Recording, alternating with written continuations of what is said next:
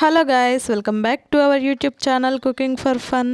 ఈరోజు మనం పక్కా కొలతలతో మామిడికాయ ఊరగాయ ఎలా పెట్టుకోవాలో చూద్దామండి.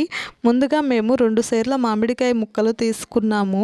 వాటిల్లోకి మనం వీడియోలో చూపిస్తున్న గంటెతో 3 గంటల కారం, 4 గంటల ఆవాల పొడి, 1 బౌల్ వెల్లుల్లిపాయలు, 1 గంట మెంతి పొడి, కొంచెం ఇంగువ, 1½ బౌల్ ఉప్పు, చిటికెడు పసుపు వేసుకొని అన్నిటినీ బాగా కలుపుకున్నాము. తర్వాత అందులో కొంచెంగా నువ్వుల నూనె వేసుకొని బాగా మిక్స్ చేసుకున్నామండి. తర్వాత దబర్లో కొన్ని మామిడికాయ ముక్కలను తీసుకొని మనం కలుపుకున్న మసాలాను దబర్లో వేసుకొని బాగా మామిడికాయ ముక్కలకు పట్టేలాగా కలుపుకున్నామండి.